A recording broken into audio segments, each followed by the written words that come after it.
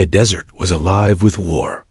It breathed smoke and fire, choked with dust that hung heavy in the air, settling over burned-out vehicles and shattered buildings. The night sky glowed faintly red on the horizon, not from the sun, but from flames eating through what had once been a thriving city. Somewhere out there, 3 men, the most dangerous generals in the enemy's ranks, were meeting inside, a compound carved from stone and arrogance. Their decisions had cost American lives, had left convoys in ruins, had made widows of soldiers' wives. Taking them out wasn't just an objective. It was survival. Inside a dimly lit briefing room on the forward operating base, a handful of soldiers and commanders huddled around a table littered with satellite photos, intel reports, and hand-drawn maps. The air smelled of sweat, gun oil, and strong coffee that had been poured hours earlier but never finished. A generator hummed in the background, occasionally stuttering as if struggling to keep the lights alive. At the head of the table stood Commander James Rourke, a Navy SEAL with 20 years of combat behind him. His eyes were sharp but weary, the eyes of a man who had seen too many young soldiers carried home under flags. He tapped the table with a gloved finger, emphasizing the grainy black and white photo projected on the wall. "There," he said, his voice steady but grave. "This is where they'll be at 0400. 3 high-value targets in one place.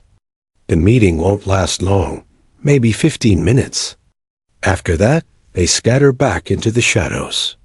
The room was silent, each man and woman studying the image of the fortified compound. The walls were thick stone, the entrances guarded, the surrounding terrain brutal and exposed. The generals weren't fools. They knew they were hunted, and they had survived this long because of it. "Taking them alive is out of the question," Rourke continued. "We need them gone, permanently. One strike, clean, decisive." From the back of the room, someone asked, "Airstrike?" Rourke shook his head. "Too much collateral. Civilians in the surrounding villages. Plus, we'd lose the intel we've been feeding through the compound's comm lines. No, this has to be precise, surgical." That word hung in the air. Precise.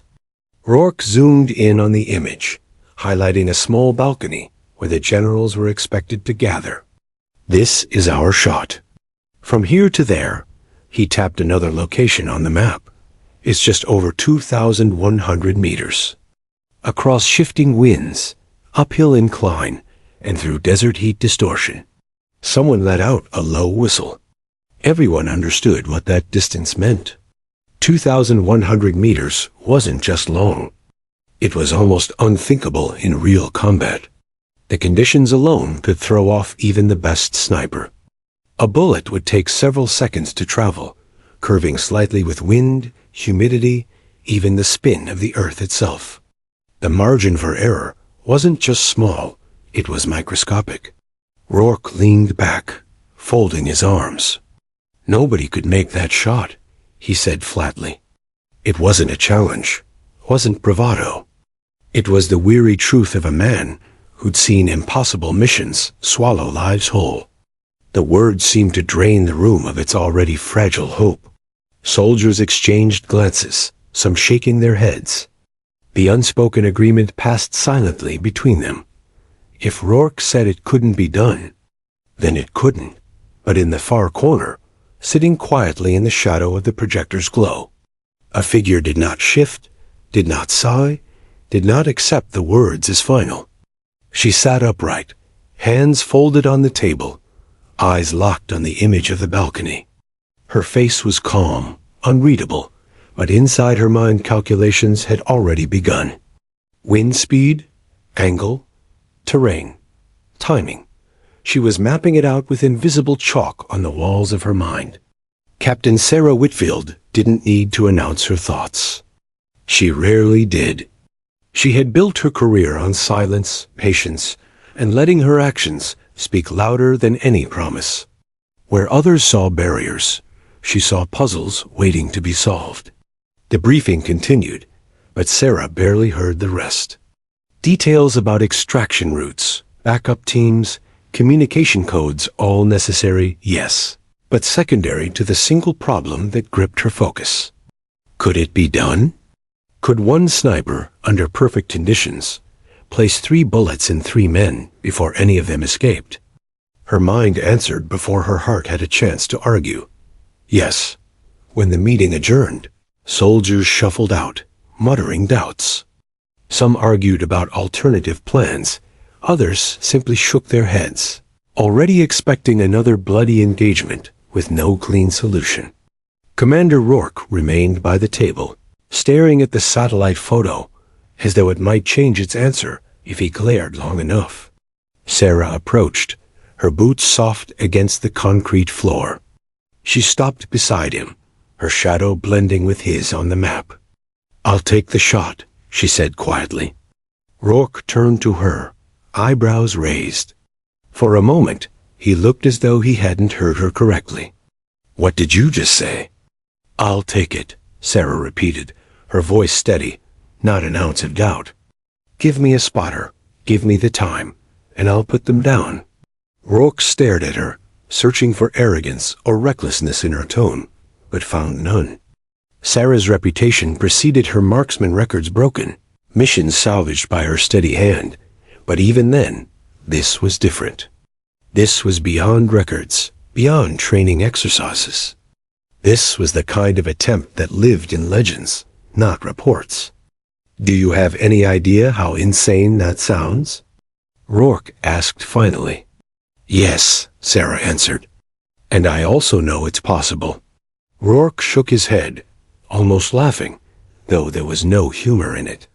"Possible?" "Sarah, that distance, those conditions." "Commander," she interrupted gently, her eyes unwavering. "You said nobody could make that shot." "You're wrong." The room was silent again. Just the low hum of the generator, the faint crack of distant gunfire outside the wire. Rourke studied her for another long moment before sighing. "You'll need a miracle." Sarah finally allowed the faintest smile. "No, sir. Just a rifle." That night, as others slept or played cards to keep their minds off the next day's dangers, Sarah sat alone at the edge of camp. Her rifle lay across her lap, gleaming faintly in the dim light of a single lantern. She disassembled it piece by piece, cleaning, checking, polishing, until every component felt like an extension of her own body. To her, it wasn't just a weapon, it was a trusted partner. The desert wind whispered through the camp, carrying with it the smell of sand and smoke. Sarah looked up at the stars, their cold light reflecting in her eyes. Somewhere beyond the hills, 3 men believed themselves untouchable. By dawn, she would prove them wrong. And in her mind, she could still hear Rourke's words echo. Nobody could make that shot. She intended to make him eat them. The barracks were alive with whispers that night. Soldiers leaned against cots, spoke in low voices, or muttered doubts over their cards. The words "impossible shot" carried through the air like smoke, unavoidable, lingering. Everyone had heard the SEAL commander's verdict. Nobody could make it. Nobody would even try. Nobody except Sarah Whitfield. She sat on her bunk, cross-legged, a notebook balanced on her knee. The dim light above her flickered, but it didn't bother her.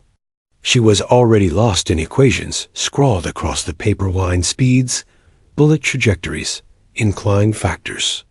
To others, the numbers looked like madness. To Sarah, they were music, each variable a note leading to one inevitable conclusion: precision. Her fellow soldiers glanced at her occasionally, some with curiosity, others with outright disbelief.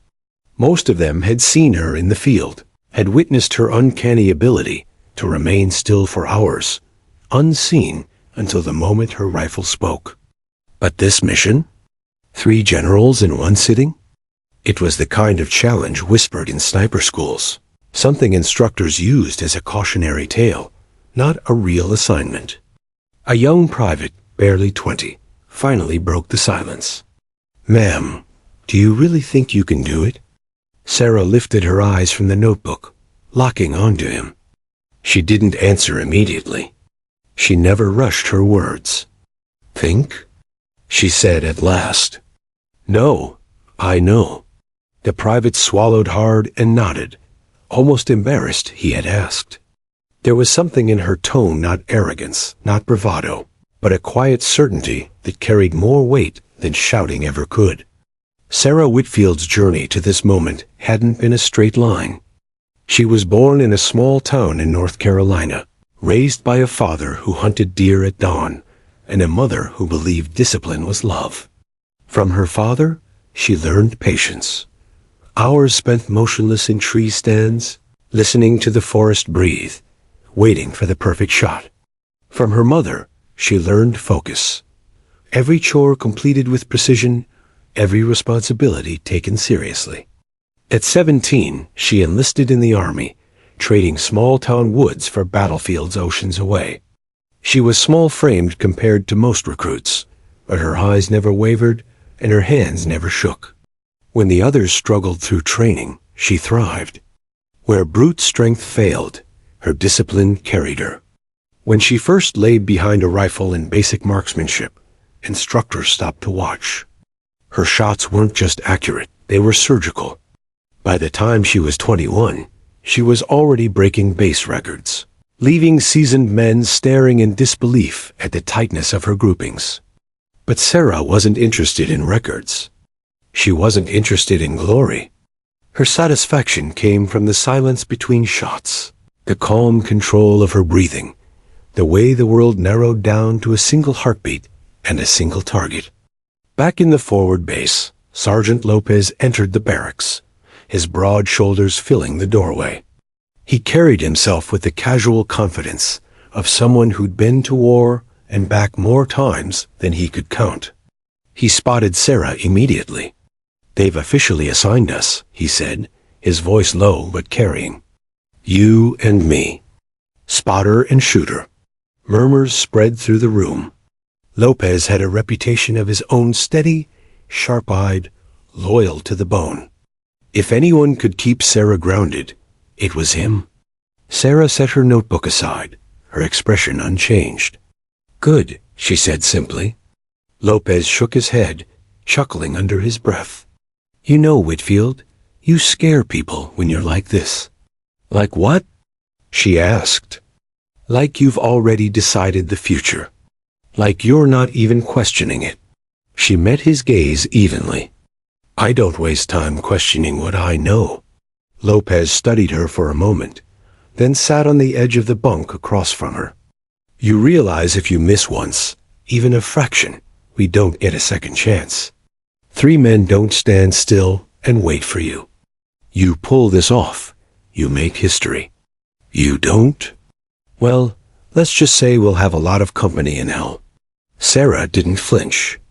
"Then we don't miss." Later that night, Lopez found himself watching her from a distance as she cleaned her rifle. It wasn't just routine maintenance, it was ritual. Every piece dismantled, inspected, wiped clean, reassembled with care.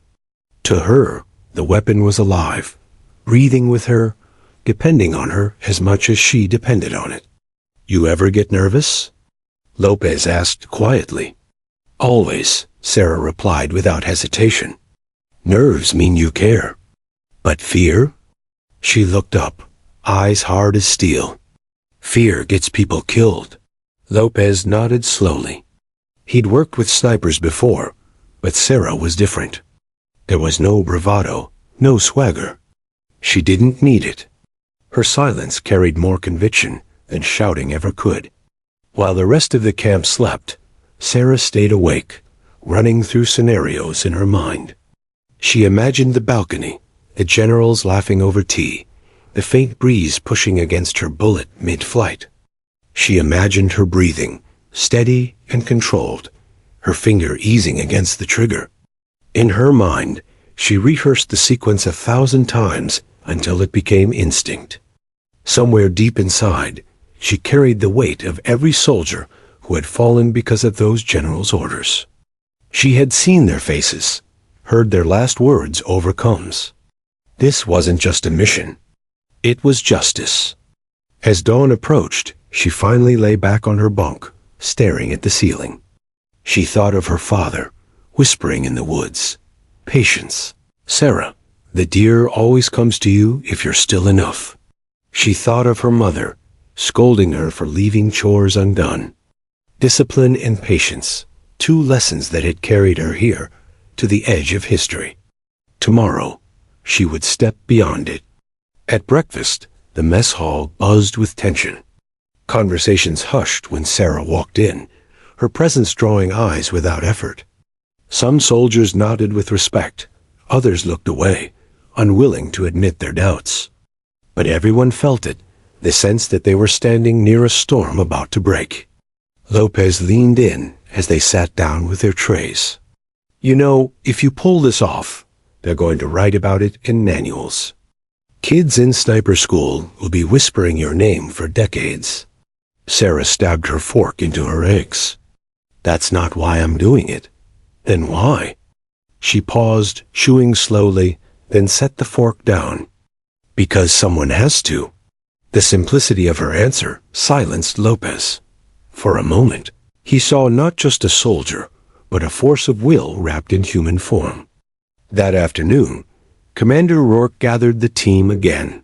His eyes lingered on Sarah longer this time, as though trying to read a book written in a language he didn't know. Finally, he gave the orders: infiltration route, timings, backup plans. When he said Whitfield takes the shot, the room shifted. Some looked surprised, others resigned, but none spoke against it. Rourke's word was final, and Sarah had earned it. After the briefing, he pulled her aside. "You know I didn't want this," he said quietly. "I know," she replied. "You're not doing this to prove me wrong, are you?" Sarah met his gaze steadily. "No, sir. I'm doing it because it has to be done." For a long moment, Rourke studied her face, then finally nodded. "Then God help us all." That night, as darkness blanketed the desert once more, Sarah lay awake again, her rifle resting beside her. Tomorrow, she would crawl into the dust, steady her hands, and attempt the impossible. But tonight, she allowed herself one small thought, whispered only in her own mind. "They think nobody can make that shot. They've never met me." The desert sun rose hard and unforgiving, beating down on the base with a heat that made every surface shimmer. By mid-morning, the camp felt like a furnace, and every soldier moved with the slow, deliberate pace of those who had learned not to waste energy. Inside the planning tent, however, time raced. Maps were unfolded, grids marked in ink, satellite images pinned to boards. Sarah Whitfield stood in the center, silent but focused, her eyes darting between details. Around her, the mission's skeleton began to take form. Commander Rourke laid out the basics. The compound sits in a shallow valley, surrounded by open desert. Closest cover is here. He pointed at a ridge 2 kilometers away, but the approach is risky. Enemy patrols sweep the area in random intervals. If they spot you, the mission's over before it starts. Sarah's gaze followed his finger, tracing the ridgeline, calculating angles. She didn't just see lines on a map, she saw wind currents funneling through the valley, the way morning sun would glare off the stone walls, the way shadows stretched at different hours. In her mind, the battlefield was alive, shifting with time and weather. Sergeant Lopez leaned over the map, chewing on a pencil. "We'll need to get into position under cover of darkness, at least 8 hours before. That means lying still, no movement, until the generals show." "Can you do that?" Sarah didn't even glance at him. "I can do longer." Lopez chuckled softly. "Figures." The next 2 days blurred into relentless preparation. Sarah demanded every scrap of intel. Wind reports from the last 6 months, humidity levels at dawn, even the Earth's curvature adjustments for the specific latitude. Soldiers passing by the tent overheard fragments of conversation that sounded like gibberish. Coriolis effect at 2,000 meters. Muzzle velocity adjustments. Thermal distortion at sunrise. For Sarah, these weren't abstractions. They were life and death. At the firing range outside the camp, she tested her rifle again and again, pushing its limits. Each shot echoed across the desert, dust kicking up at impact. Lopez stood beside her with a spotting scope, calling out corrections. "High by a hair," he said after one round. Sarah adjusted a fraction of a fraction, then fired again. The bullet struck dead center. Lopez lowered the scope, whistling. "You know, I've spotted for a lot of shooters. Most of them second-guess themselves. You don't." "I don't have time for doubt," Sarah replied, chambering another round. Doubt pulls the trigger too late. At night, when the range fell silent, she practiced without firing, lying prone for hours. Rifle steady, eyes locked on invisible targets. Sweat soaked her clothes, sand crept into her skin, but she didn't move. She trained her body to become stone, her breath to become rhythm, her mind to become steel. Lopez grew restless beside her. "You ever stop?" he asked one evening. Sarah blinked once, eyes still on the scope. "When they're gone." Meanwhile, whispers spread through camp. Soldiers gathered at the mess hall, murmuring about the mission. 2,000 meters? No one's ever done that under combat conditions. They say she hasn't missed in years. Doesn't matter. Physics is physics. There's a limit. The talk always circled back to the same phrase. Nobody could make that shot. Sarah heard it too, though no one dared say it to her face. It didn't anger her. It fueled her. Every word of doubt became another weight she lifted silently, another reminder of what was at stake. On the third night, Commander Rourke visited the range where Sarah and Lopez trained under starlight. He stood with arms crossed, watching her prone form silhouetted against the desert. She fired, reloaded, fired again, each motion smooth, unhurried. "You know what happens if you miss?" Rourke said when she finally sat up. Sarah wiped sweat from her brow. "They escape. They escape," Rourke repeated. "And then every soldier who dies afterward carries your bullet with him." Lopez bristled at the harshness, but Sarah only nodded. "I know." Rourke studied her a moment longer, then exhaled. "Most people would break under that kind of weight. You don't even flinch." Sarah's voice was quiet, steady. "It's not about me. It's about them. Every soldier out there who doesn't make it home because those generals keep breathing." For the first time, Rourke's expression softened, just slightly. "God help me, Whitfield. Maybe you're the only one crazy enough to pull this off." Preparation wasn't only about skill. It was about the unseen war inside the mind. Sarah knew it better than anyone. She remembered her first mission as a sniper years ago, a hillside ambush, where she lay hidden for 12 hours before taking her first shot. Her hands had trembled then, not from fear, but from the overwhelming weight of decision. Pulling the trigger was final, irreversible. Now, years later, that weight hadn't vanished. It had transformed. She had learned to harness it, to channel it into focus. Fear became precision. Nerves became control. Every ghost of a fallen comrade reminded her why hesitation was deadly. The night before deployment, Sarah sat alone outside the barracks. The desert stretched endlessly around her, a sea of shadows and silence. She cradled her rifle across her knees, the metal cool against her palms. Lopez joined her, carrying 2 mugs of coffee. "Couldn't sleep?" he asked. She shook her head. "Me neither," he admitted, handing her a mug. "Too many what-ifs." Sarah sipped, her eyes never leaving the horizon. "There's only one if," she said softly.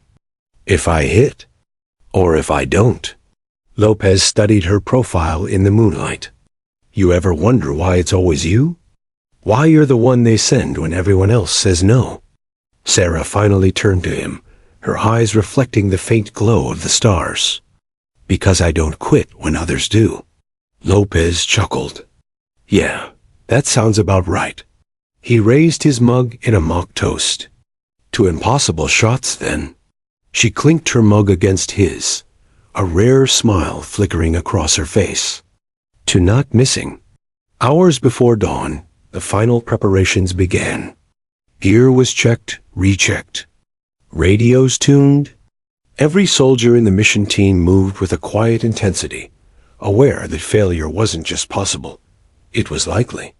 Sarah knelt beside her rifle case, hands moving with practiced precision as she secured the weapon inside.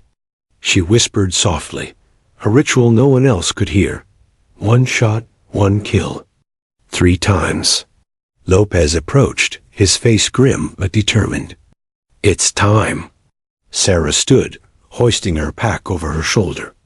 As she stepped into the desert night, she felt the weight of every doubt, every whispered word chasing her like shadows. Nobody could make that shot. She carried those words with her, not as a burden, but as fuel. Tomorrow, she would silence them forever. The desert swallowed sound. At night, even the smallest shuffle of boots or click of a rifle's safety seemed loud enough to summon death. Sarah Whitfield moved low, her body pressed close to the ground, each crawl deliberate and measured. Sand and stone scraped her forearms, grit filled her gloves, but she didn't break rhythm. She was a shadow among shadows. Ahead, Sergeant Lopez glanced back, raising a hand in signal. The rest of the small infiltration team froze instantly. In the distance, faint beams of light swept the valley floor enemy patrols. Their movements were unpredictable, almost erratic, as though designed to catch intruders by sheer chance. The team pressed themselves into the earth, barely daring to breathe. Sarah closed her eyes, listening. She counted the crunch of boots, the rhythm of voices carried on the wind. 2 guards. The sweep of their flashlights moved closer, then closer still. Sand shifted only inches from Sarah's elbow as a scorpion scuttled past. She didn't flinch. Her pulse slowed instead of racing, her breathing shallow, controlled. If one guard decided to glance in her direction, her mission, her life was over. The lights lingered. Then, as quickly as they came, they passed.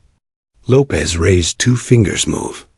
The team slid forward again, inch by inch. By midnight, they had reached the outer ridgeline overlooking the valley. The compound stood in the distance, a jagged silhouette of stone walls under faint moonlight. Torches glowed along its perimeter, throwing long shadows that made the guards appear taller, more menacing. Sarah eased into position beside Lopez. Together, they unpacked gear with silent precision rifle, spotting scope, rangefinder, suppressor. Each item was laid out on a dark cloth to prevent reflection.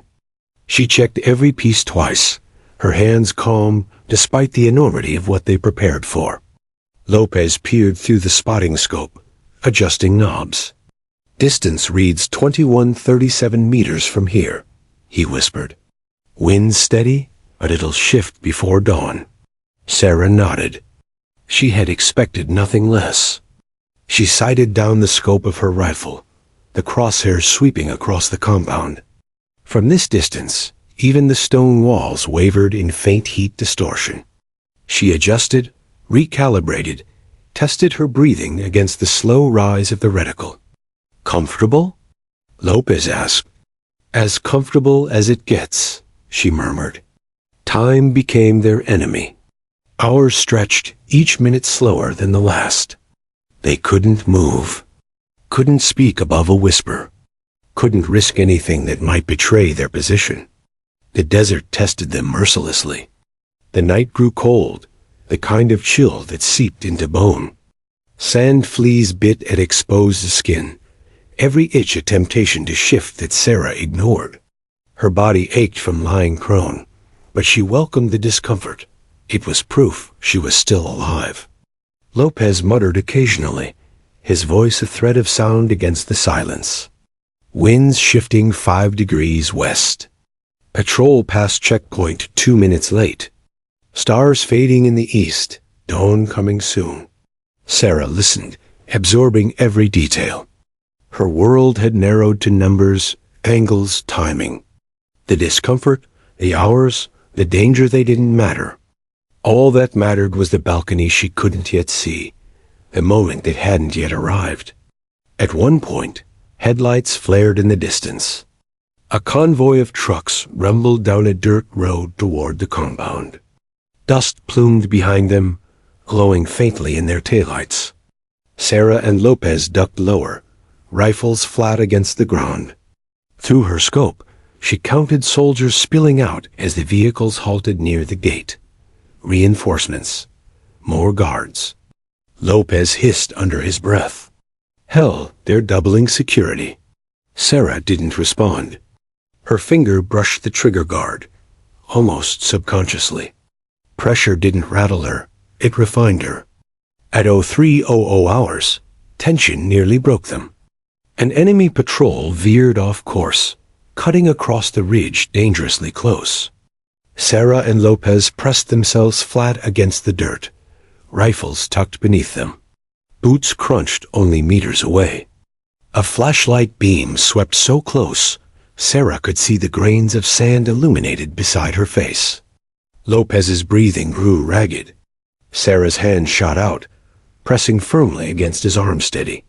She didn't look at him, didn't move her eyes from the ground. They became stone statues, invisible by willpower alone. The patrol lingered. One soldier paused, lighting a cigarette, the glow burning like a miniature sun against the night. He exhaled smoke, muttered something to his partner, then turned back toward the compound. Their footsteps receded. The desert went silent again. Only then did Lopez exhale, shuddering. You're a damn ghost, Whitfield. Sarah gave the faintest smile. That's the idea. By 0400, they were set. Sarah lay prone, her rifle steady. Bipod dug into the dirt. Lopez manned the spotting scope, his notebook filled with wind calls and corrections. The compound was alive now, guards changing shifts, lights glowing brighter, the faint stir of voices within. Through her scope, Sarah watched shadows move along the balcony.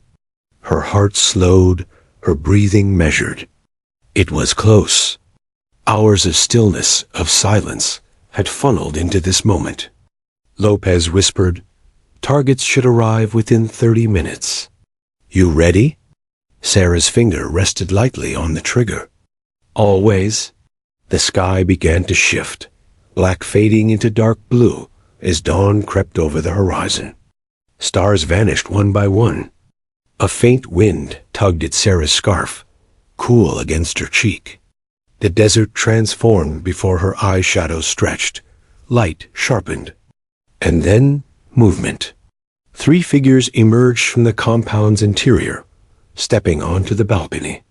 Even from 2 kilometers away, Sarah recognized their presence. Their posture, their entourages, their air of command, it was them. The generals.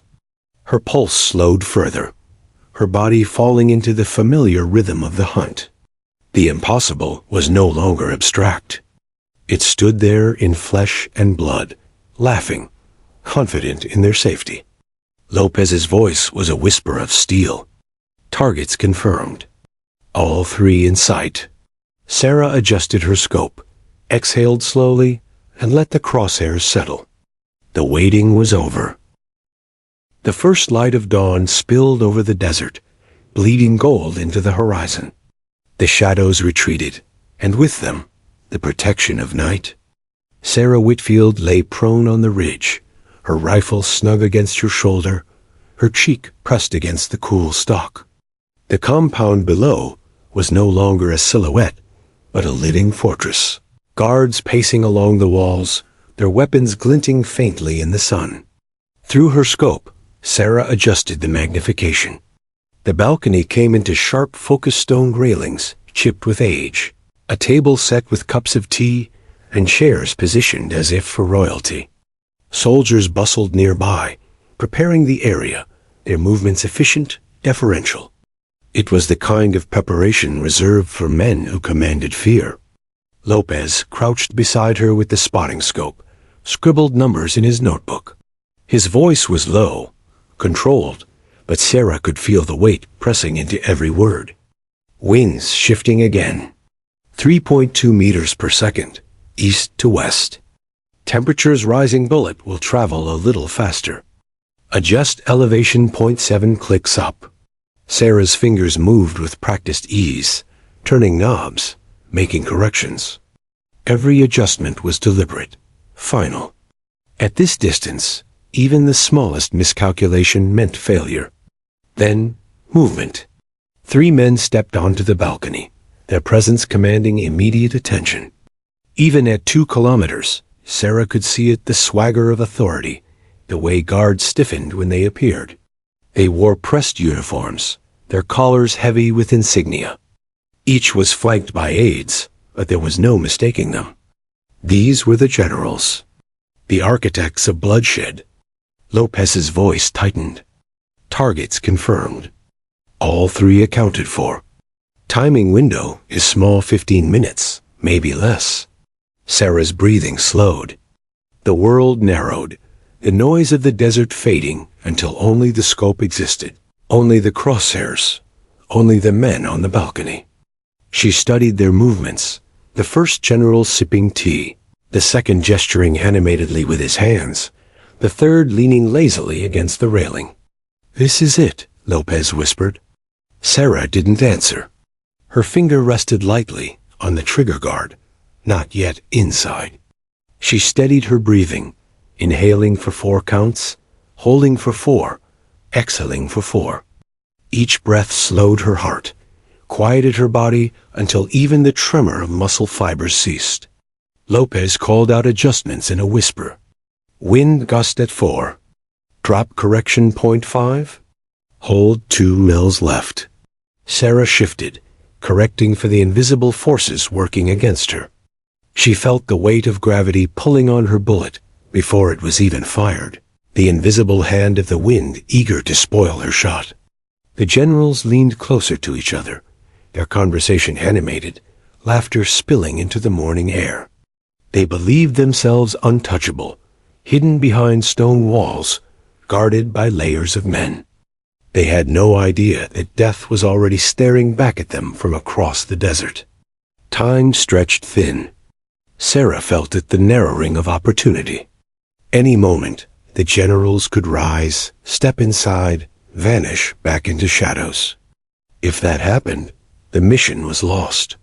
Dozens of soldiers would die in the days ahead because the architects of chaos still lived. The thought pressed against her chest, but she didn't allow it to shake her. Pressure wasn't an enemy.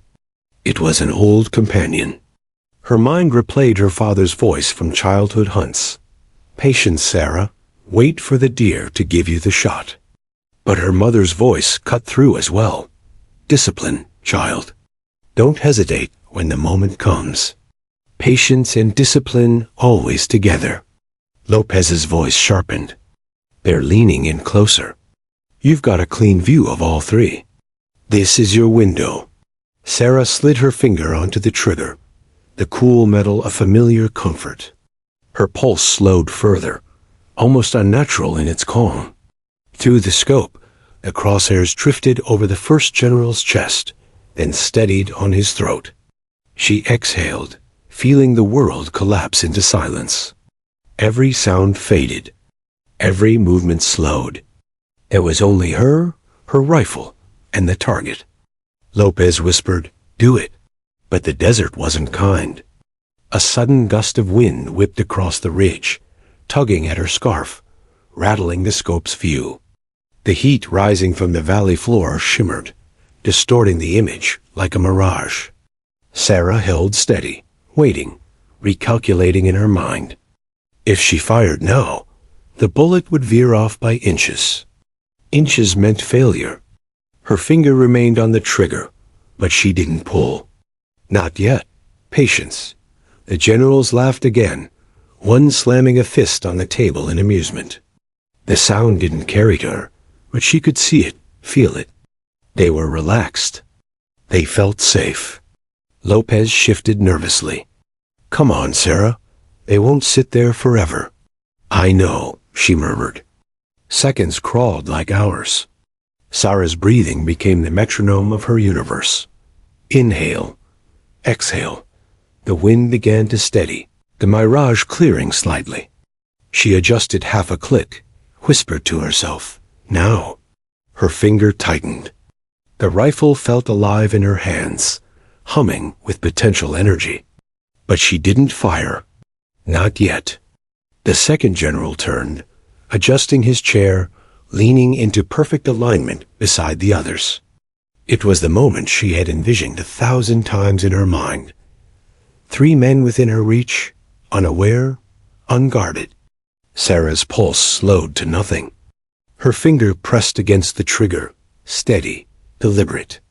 She knew once the shot broke, time would no longer belong to her. The compound would erupt, guards would scramble, chaos would reign. But in that heartbeat, she owned the world. Through the scope, she saw their faces clearly, now lines of arrogance, the smugness of men who believed wars were numbers, not lives. She thought of every soldier lost because of them. She thought of the families who would never see their loved ones again. Her exhale carried all of it, the doubt, the weight, the ghosts. Lopez whispered, almost reverent, "Take it." Sarah's finger curled, the trigger breaking like glass. The shot thundered into the morning air. The rifle bucked against Sarah's shoulder, a controlled recoil she absorbed into her body. The suppressed crack of the shot was soft compared to its consequence, just a whisper in the dawn. Through her scope, she tracked the bullet's journey in her mind. She had fired countless rounds in training, thousands of shots that prepared her for this one. She knew the arc before it even happened, the rise against gravity, the dip with distance, the slight push of the wind against its flight. And then, impact. The first general's head snapped back violently, a crimson burst painting the stone wall behind him. His teacup shattered, clattering against the balcony tiles. For a heartbeat, no one moved. Lopez whispered hoarsely, "One down." Panic erupted. Guards jerked to attention, shouts echoing, rifles raising, eyes darting wildly. But they didn't know where to look. The distance was too great.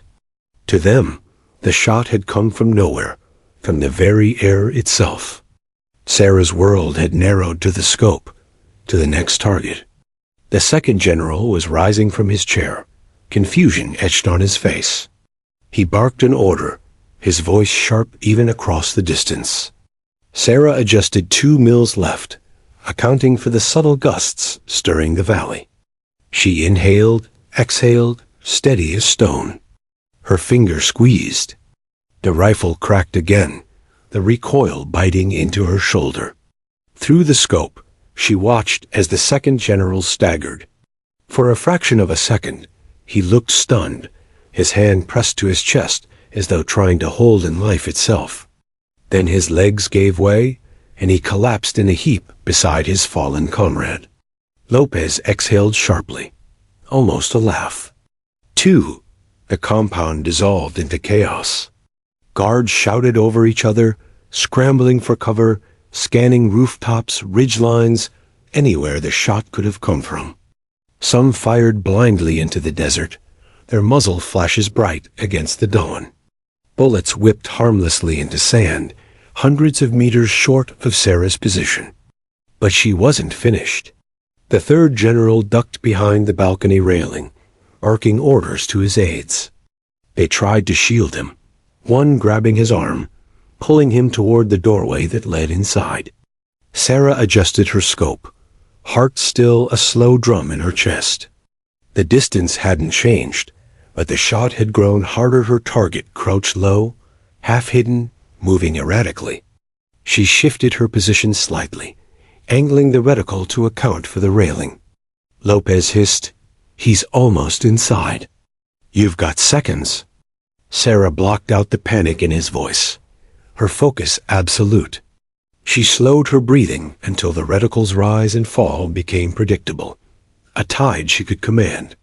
She waited for the gap, the fleeting instant when the general leaned too far from cover. The aides pulled, shouted, begged him to retreat. He resisted, his pride unwilling to abandon the balcony in fear. He leaned up, gesturing furiously to the guards below. That was the moment. Sarah squeezed. The rifle barked its third time, the recoil an old friend now. The bullet cut across the valley, slicing through wind and air, time itself stretching with it. The general's head jerked violently, his cap flying into the air. His body crumpled forward, slamming against the railing before sliding lifelessly to the floor. The aides screamed, dragging him uselessly, their hands soaked in blood. Lopez's voice cracked. "Three. All three. My God, you did it." The compound exploded in hysteria. Alarms wailed. Guards swarmed like ants, running in every direction, some firing wildly into the ridges. Spotlights whirred, sweeping the horizon, desperate to catch the phantom that had felled their leaders. Sarah calmly retracted the bolt, chambering another round. Her eyes stayed fixed on the scope, sweeping the balcony for confirmation. The first general slumped in his chair, motionless. The second lay face down in a pool of blood. The third sprawled lifeless near the railing, his aides fumbling over his body in shock. Confirmation achieved. Only then did she allow herself a long, steady exhale. Lopez clapped a trembling hand on her shoulder. Nobody could have made those shots. "But you," he broke off, shaking his head, stunned into silence. Sarah didn't respond. Pride wasn't her way. She simply reached forward, began disassembling her rifle with the same calm precision she'd fired it. Mission wasn't over not until they were clear. Below, the compound was in full meltdown. Soldiers shouted into radios, reinforcements scrambled. Trucks roared to life, their engines echoing through the valley. They didn't know where to strike, who to pursue. Their chain of command had been severed in seconds, leaving them blind. Lopez scanned with his binoculars. They're panicking. Half of them are bolting toward the east road. Others are just firing into the hills. He let out a low whistle. "You didn't just kill 3 men, Whitfield. You just cut the head off a snake." Sarah secured her rifle into its case, her movements deliberate, unhurried. Then it's time to disappear before the body realizes it's dead. The ridge suddenly lit up as a spotlight beam swept dangerously close. Guards had begun scanning higher ground, closer to where Sarah and Lopez lay. Bullets peppered the slope 100 meters short, spraying dirt and stone into the air. Lopez ducked instinctively. They're guessing, but they're getting closer. Sarah pulled the camouflage, netting back over their position, flattening against the ground. Patience. Let them waste their ammunition. Tracer rounds sliced across the desert, arcing harmlessly into the void. The enemy fired in panic, not precision. It was chaos, the kind Sarah had counted on. Minutes stretched, then the firing slowed, the spotlights drifting elsewhere. The compound had turned inward, soldiers shouting, vehicles speeding out in confusion. Lopez shook his head, still stunned. 3 shots. 3 generals. In under 30 seconds. "I've served 20 years, Sarah, and I've never seen anything like it." Sarah's face remained calm, but her eyes flicked to the horizon. Dawn had fully broken, painting the desert in gold. Their window was closing. The longer they stayed, the greater the risk. "Time to move," she said quietly. As they slid back from the ridge, Lopez couldn't resist one last look through his scope.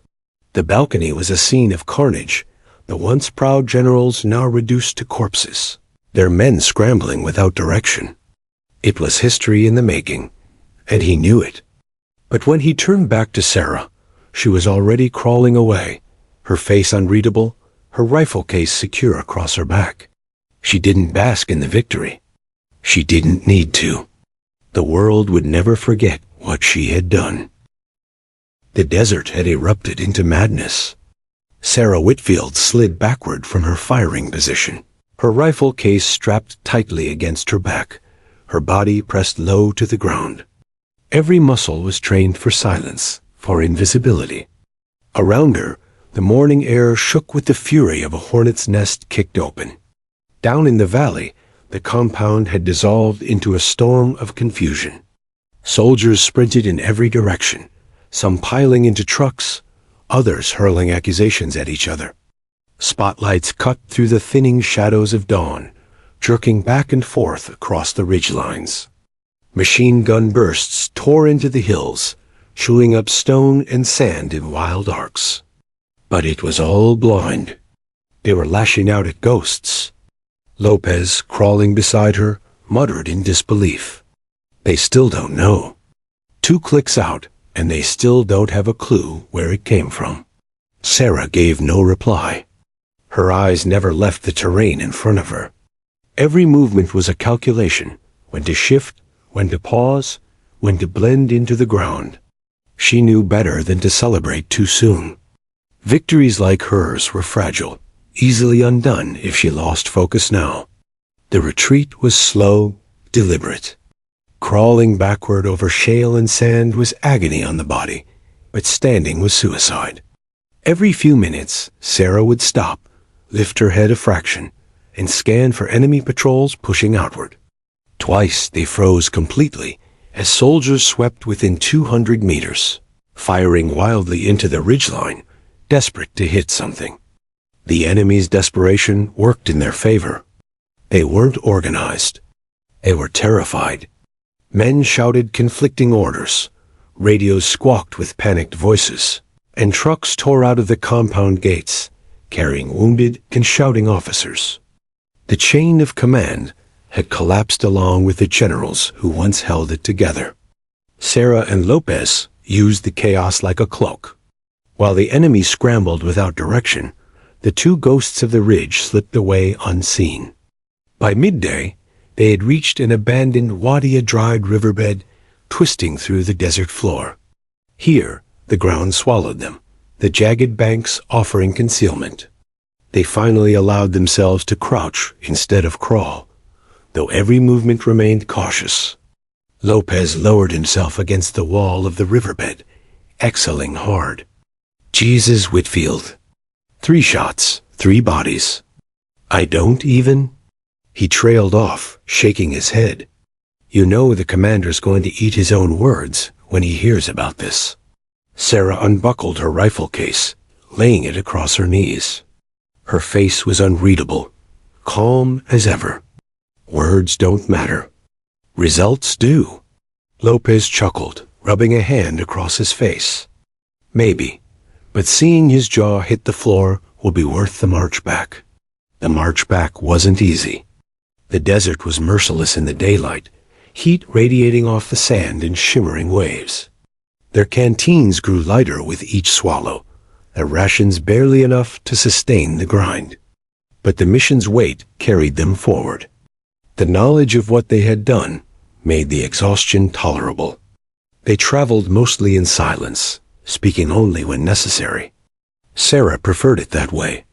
Her mind replayed the balcony again and again, not as a boast, not as glory, but as a reminder of precision.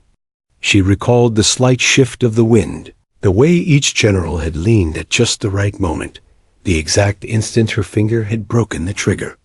She etched it all into memory, not because she wanted to relive it, but because mastery required reflection. By the second night, they neared the forward operating base. The dull glow of its perimeter lights rose against the horizon, a promise of safety after days in the wilderness. Lopez grinned through his exhaustion. Home stretch. Cold water, real food, and a commander who owes you more than one apology. Sarah said nothing. Her focus didn't break until they passed through the gate and the guards saluted them, recognition dawning on their faces. Inside the base, word traveled faster than either of them expected. Soldiers clustered, whispering, asking questions. Everyone had heard the chatter over intercepted enemy coms. 3 generals dead, a compound in chaos. But none had believed it possible until they saw Sarah stride through the gates, dust caked on her boots, her expression unreadable. The SEAL commander who had once dismissed her was waiting near the command tent. His face was pale, his jaw tight, but his eyes locked on Sarah as though seeing her for the first time. Lopez leaned in, whispering, "Showtime." Sarah halted in front of the commander, standing at attention. She offered no words, no smile, no pride-only professionalism. The commander cleared his throat. For a long moment, he said nothing. Then, finally, reports confirmed 3 kills. Enemy generals eliminated. Compound destabilized. He paused, his voice catching. They also confirmed the shots came from over 2 kilometers out, executed with precision. He looked at Sarah, the weight of his earlier words hanging heavy between them. Nobody could make that shot. Now, faced with proof, he bowed his head slightly. "I was wrong." Lopez grinned from behind Sarah, whispering just loud enough. "Told you." Sarah simply nodded, her voice calm. "Mission accomplished, sir." The base buzzed with celebration that night. Soldiers laughed, clapped Lopez on the back, whispered Sarah's name with reverence. Radios picked up panicked enemy chatter units disbanding, leaders arguing, morale crumbling. The impossible had happened, and everyone knew who had done it. But Sarah didn't join the noise. She sat alone on the edge of the camp, her rifle cleaned and laid beside her. The desert stretched endlessly ahead, quiet now, as though it too acknowledged the weight of what had transpired. Lopez eventually joined her, holding 2 tin cups of coffee. He handed one over, then sat without speaking for a long while. Finally, he said, "They'll talk about this for decades." "You know that, right?" Sarah sipped, her eyes fixed on the horizon. "Doesn't matter what they say. What matters is the men and women who won't have to face those generals anymore." Lopez studied her for a moment, then chuckled softly. "You know, Whitfield, you might be the only person alive who could kill 3 enemy generals in 30 seconds and shrug it off, like it was just another day." She didn't answer. But in her silence was the truth. It wasn't about glory or records or praise. It was about the mission. Always the mission. Yet even as the base celebrated, Sarah knew the story wouldn't end here. Killing the generals would fracture the enemy, but it would also enrage them. Retaliation would come. And when it did, others would look to her again, the sniper who had done the impossible. She accepted that weight without fear, because she had proven something no one believed possible, that patience, discipline, and precision could change the course of a war. And though she would never boast, never tell the story herself, every soldier around her, they had witnessed history. The legend had been born, not with fire or fury, but with 3 quiet shots across a desert dawn. The dust had settled, the alarms had faded, and the desert seemed almost serene again. But the memory of that morning, the impossible shots, the chaos, the fear and the precision, would never fade for those who had witnessed it. Sarah Whitfield sat quietly in the command tent, cleaning her rifle for the final time before transport back to the forward operating base. Her movements were methodical, each wipe, each oiling precise, reflecting a discipline that had carried her through countless missions, but none like this. Outside, soldiers whispered in reverent tones. Her name was on every lip, though she barely acknowledged it. The legend was growing faster than any bulletin or official report. Across radios, the news spread like wildfire. 3 enemy generals eliminated. The shot came from over 2 kilometers. Sniper Sarah Whitfield. Lopez sat nearby, sipping black coffee, eyes never leaving her hands as she worked. "You know," he said softly, "people are going to start building monuments to you in sniper school." Sarah didn't smile. She didn't correct him. She didn't need to. The mission wasn't about fame. It never had been. She had done what no one else could, and she had done it for a reason far larger than her own ego: to save lives. Back at headquarters, the SEAL commander who had once doubted her called a debriefing. He paced the floor, older, grayer, but his eyes carried a new respect, tinged with awe. "You pulled off what I said couldn't be done," he said, voice steady, but tinged with disbelief. 3 generals, 30 seconds, 2 kilometers. "I thought it was impossible." Sarah remained silent, standing at attention, as was her way. "Sir," she said finally, "the mission required precision, patience, and discipline. That's all." The commander shook his head slowly. "You just changed the standard for snipers everywhere." I can't even articulate it properly. History will remember this mission for decades." Lopez smirked behind her. "And they'll whisper your name every time someone doubts a shot can't be made." Sarah nodded once. "Then let them whisper. I'll be preparing for the next mission." Word of the operation spread through military channels, from forward bases to headquarters, then beyond into Allied forces. Analysts pored over the details, marveling at the impossibility of it, the timing, the distance, the flawless execution. Engineers recalculated wind tables. Ballistics specialists replayed the shot thousands of times on simulators. And every time, Sarah's marksmanship remained beyond reach. Journalists never caught her name, yet stories circulated of the phantom sniper who struck with deadly accuracy.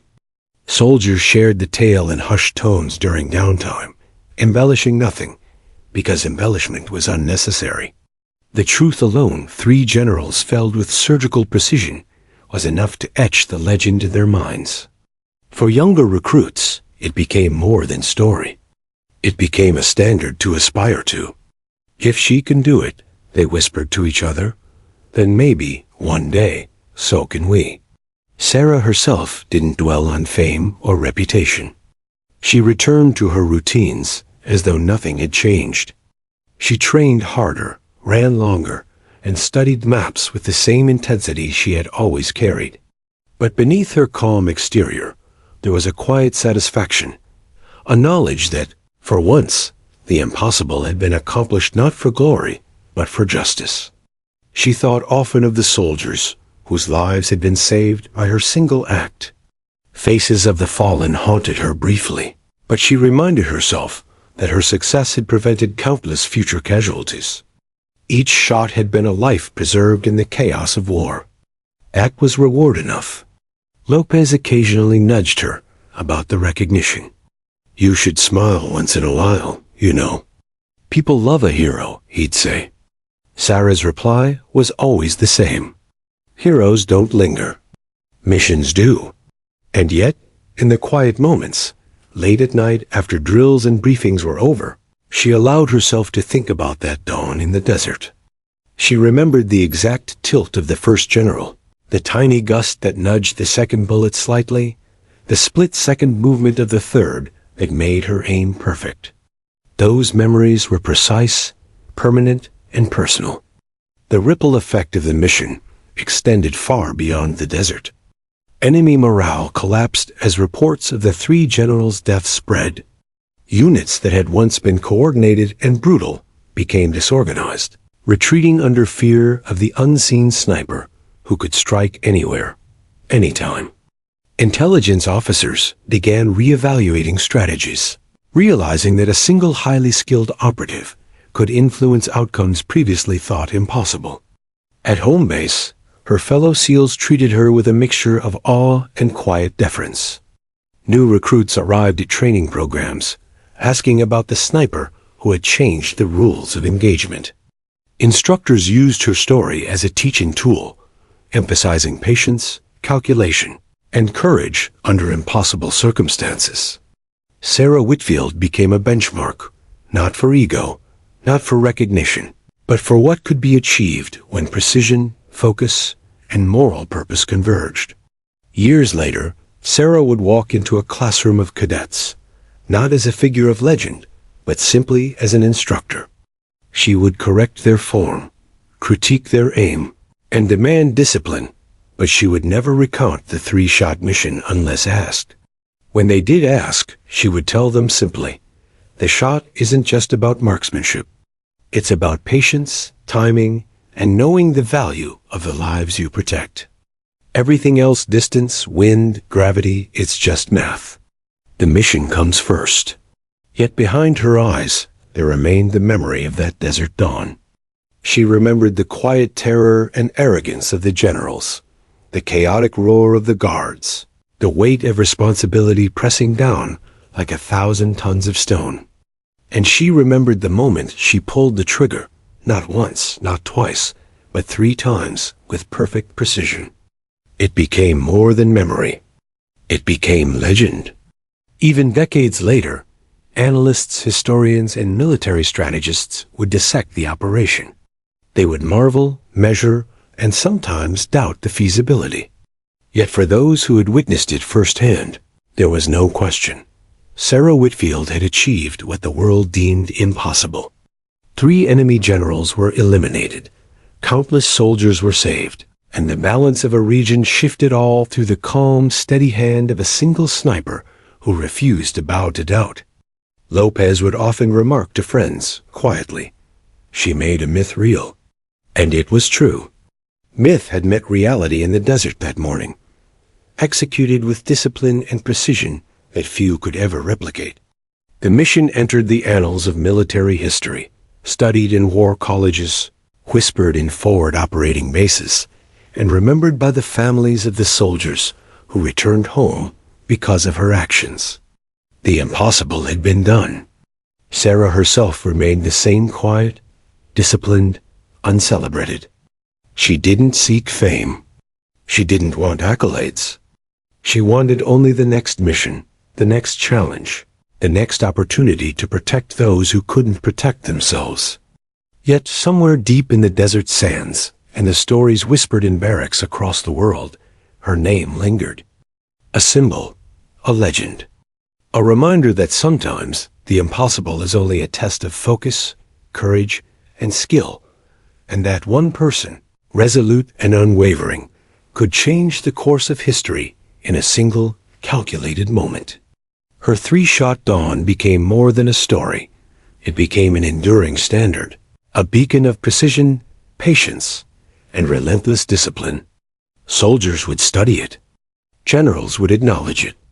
Enemies would fear it, and the name Sarah Whitfield would echo silently in the hearts of all who sought to understand what it truly meant to be unstoppable. In the end, the desert reclaimed its silence, the sun rose, and the legend endured.